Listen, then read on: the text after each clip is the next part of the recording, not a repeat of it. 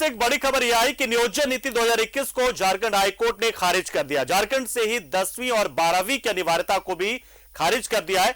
मुख्य न्यायाधीश डॉक्टर रवि रंजन की खंडपीठ ने यह फैसला सुनाया। अगस्त 2021 से लेकर अब तक हुई नियुक्तियों को फिर से कराने का आदेश दिया गया। तो ये एक बड़ी जानकारी इस वक्त हम आपको दे रहे हैं कि एक बड़े झटके की तरह है उन अभ्यर्थियों के लिए जिनको इस नियोजन नीति के तहत नौकरियां मिली थी, लेकिन अब एक बार फिर से सरकार को हाईकोर्ट ने आदेश दिया कि इसे खारिज किया जाए, क्योंकि कोई औचित्य नहीं है कि आप झारखंड से जो ताल्लुक रखते हैं, जो झारखंड से संबंधित जो युवा है, चाहे वो सामान्य श्रेणी के क्यों ना हो, उनको आप 10वीं और 12वीं के लिए झारखंड में ही 10वीं और 12वीं किए जाने की अनिवार्यता को उन पर लागू करें। ये सबके लिए बराबर हो या फिर किसी के लिए ना हो।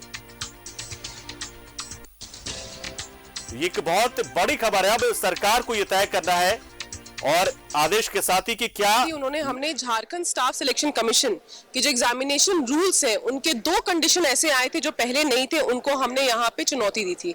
पहला कंडीशन आपका ये था कि वही अभ्यर्थी जो 10वीं और 12वीं की जो पढ़ाई है वो यहाँ के झारखंड के इंस्टीट्यूट, एजुकेशनल इंस्टीट्यूट से किए हैं, वही अप्लाई कर सकते हैं। और दूसरी थी कि जो लैंग्वेज भाषा था उसमें हिंदी और इंग्लिश को हटा दिया गया था, तो इसीलिए वो उस पेपर से हटाया गया था जो कि आपको मेरिट में जुड़ना था। तो इन दोनों ही जो कंडीशंस जो लाए गए थे 2021 के रूल्स में, हमने चैलेंज किया था, जिसमें आज फैसला आया है। तो कहा गया है माननीय उच्च न्यायालय से कि भाई ये जो दोनों ही है, ये अगर आर्टिकल 14 कॉन्स्टिट्यूशन का अगर आप आर्टिकल 14 देखेंगे, अगर उसके टच स्टोन से देखा जाए तो ये असंवैधानिक है और इसे स्क्रैप कर दिया जाए। तो जो 2021 की रूल्स थी जो इन दोनों कंडीशन पे बेस्ड थी, उन दोनों को स्क्रैप कर दिया गया है। और स्क्रैप होने के बाद जो आपको झारखंड स्टाफ सिलेक्शन कमीशन ने जितनी भी नियुक्ति की जो प्रोसेस उन्होंने स्टार्ट किया था, उन सबको भी बोल दिया गया है। तो झारखंड का यह दुर्भाग्य रहा है कि झारखंड में कभी भी किसी भी तरीके से जब नियुक्तियों को लेकर कोई फैसला लिया जाता है, नोटिफिकेशन आता है या फिर कई मौकों पर तो बहाली तक हो जाती है, उसके बाद मामला कोर्ट जाता है और कोर्ट में ऐसा पेच फंसता है कि नियुक्तियों को रद्द तक कर देना पड़ता है। यही फिर से एक बार होता नजर आ रहा है। इसमें अगस्त 2021 से लेकर अभी तक यानी कि करीब करीब 1.5 साल के भीतर जो नियुक्तियां इस नई नियोजन नीति की नियमावली के तहत हुई है, उसे ही खत खारिज कर दिया गया है। और हमारे साथ हमारे सहयोगी आयुष इस खबर पर पूरी जानकारी देने के लिए हमारे साथ जुड़े और उनके साथ पूर्व एजी अजीत कुमार भी जुड़ेंगे। तो हम सीधा जानेंगे कि आखिर इस नियमावली में पेज कहां पर फंस रहा था और ऐसा क्यों अब हाई कोर्ट को लगा कि इसमें कुछ गलत है, जबकि झारखंड के बच्चों को, झारखंड के स्थानीय लोगों को, झारखंड के युवाओं को मौका दिया जा रहा था। कहीं ना कहीं किसी न किसी तरीके से एक स्क्रूटनी करने का एक जरिया बनाया गया था 9वीं, 10वीं और 12वीं का। तो पेज क्या फंसा, मतलब किस बात से हाईकोर्ट जो है वो नाराज था या संतुष्ट था इस नियमावली से? आयुष जी देखिए पंकज, बिल्कुल आपने कहा, दुर्भाग्य की बात है कि झारखंड में ऐसे दिन आते हैं जहां नियुक्तियां होने से ज्यादा रद्द होती हैं। देखिए आज मुख्य न्यायाधीश के खंडपीठ का ऐतिहासिक फैसला आया है। उन्होंने कहा है कि संविधान की मूल भावना समानता के अधिकार को ठेस नहीं पहुंचाया जा सकता है और अगस्त से हुई अभी तक नियुक्तियां जो है वो रद्द हो चुकी है, या कहें पूरी तरह से प्रक्रियाएं शुरू करवानी होगी नए सिरे से। तकनीकी पेज को समझने के लिए हमारे पास हमारे साथ, माफ कीजिएगा, खास बातचीत के लिए पूर्व महाधिवक्ता अजीत कुमार साथ में है। हम प्रयास करेंगे कि आखिर अगस्त में शुरू हुई ये याचिका अब तक चली, 1.5 साल का ये सफर हुआ, क्या सरकार को पता नहीं था, और अगर पता था तो सरकार ऐसा क्यों कर रही थी? Sir, over to you. देखिए आयुष, आपके माध्यम से और आपके चैनल के माध्यम से मैं ये कहना चाहूंगा कि राज्य सरकार की यदि मंशा स्पष्ट होती आरंभ से ही, तो इस तरह की नीतियां नहीं बनाई जाती। उनके सलाहकार होते हैं, कानूनी सलाहकार होते हैं, और इस तरह की नीतियां जब भी बनी हैं तो ऐसी नीतियों को अन्य राज्यों में किस प्रकार से ट्रीटमेंट मिला या अन्य राज्यों की उच्च न्यायालयों ने क्या फैसले दिए, ये सभी आकलन करना होता है। ये नीति जब बनी थी तब से ही यह स्पष्ट था कि ये नियुक्तियां अब होने वाली नहीं है और किसी न किसी प्रकार से नियुक्तियों को उलझा के रखने की ये साजिश है।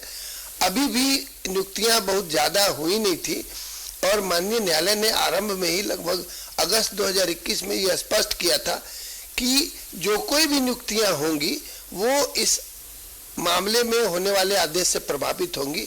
तो बहुत दुख के साथ कहना पड़ता है कि माननीय न्यायालय ने आज यह स्पष्ट कर दिया है कि जितनी भी प्रक्रियाएं नियुक्ति की हुई हैं वे सारी प्रभावित हो जाएंगी और सारी नियुक्तियां रद्द हो जाएंगी और जेएसएससी को दोबारा नियुक्तियों के लिए प्रक्रिया का पालन करना पड़ेगा। ये दुर्भाग्य की बात है कि राज्य के युवा भटक रहे हैं। राज्य सरकार को पता नहीं था क्योंकि चुनावी वादा में है, उनके चुनावी वादा में यह है कि वो रोजगार देंगे।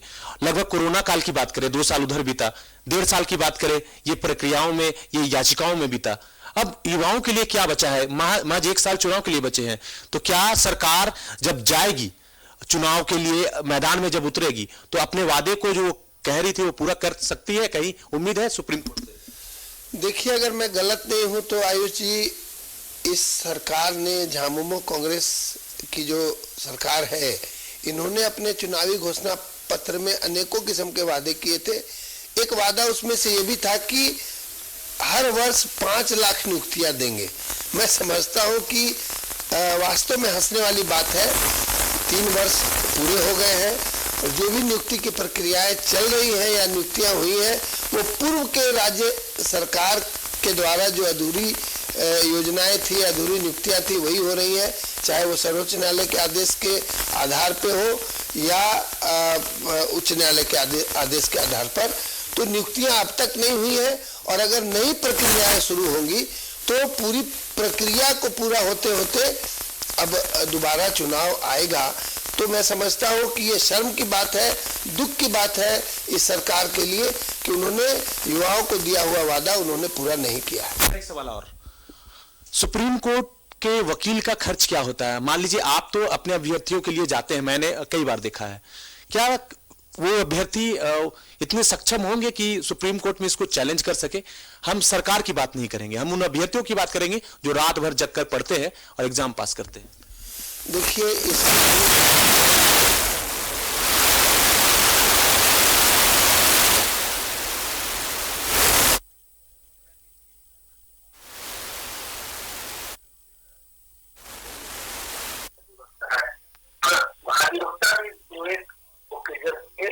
मामले में अपियर हुए हैं, तो ऐसी बात नहीं है कि राज्य सरकार को ताकत नहीं लगाएगी।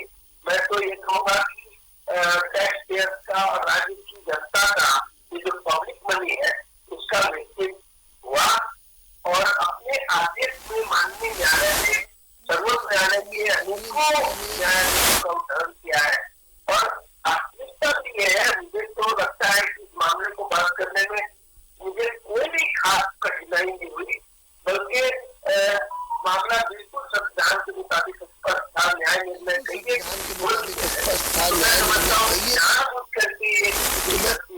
राज्य सरकार के द्वारा। अभी तक लास्ट सवाल, अभी तक कितनी नियुक्तियां सरकार कितनी नियुक्तियां सरकार अगस्त के बाद कर रही थी? अदालत ने, आपने बार बार ये कहा था कि हुजूर ऐसा हो रहा। देखिए, मैं समझता हूं कि 10, 12, 14 नियमावलियां इसी नियमावली के आधार पर बनाई गई थी लगभग सभी विभागों में और 12-14 विज्ञापन जरूर निकाले गए थे और शिक्षकों की नियुक्तियों के बारे में भी राज्य सरकार ने या इनके मंत्री ने ये घोषणा की थी कि 50,000 से अधिक नियुक्तियां करेंगे। जानबूझ करके नियुक्तियां कर भी नहीं रहे थे क्योंकि लगता है उनको पता था कि इस मामले में किस प्रकार का निर्णय आ सकता है।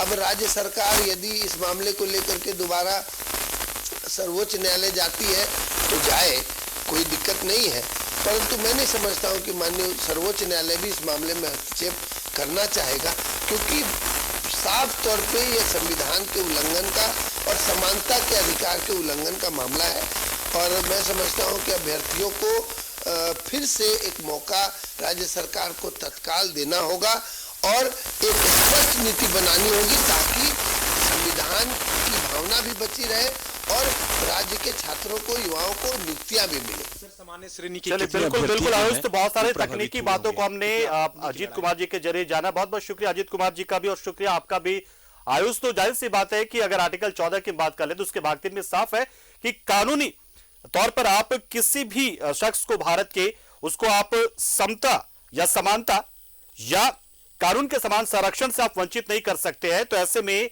उन अभ्यर्थियों को जो झारखंड से ताल्लुक तो रखते हैं लेकिन किसी न किसी वजह से बाहरी राज्यों में पढ़ते थे, उन्हें वंचित किया जा रहा था और ये एक बड़ा आधार बना इससे नियोजन नीति को खारिज करने का।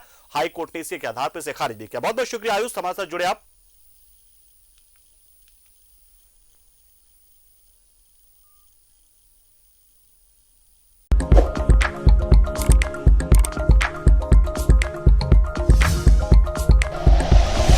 Like and share videos, subscribe करें हमारा चैनल और प्रेस करें बेल आइकॉन।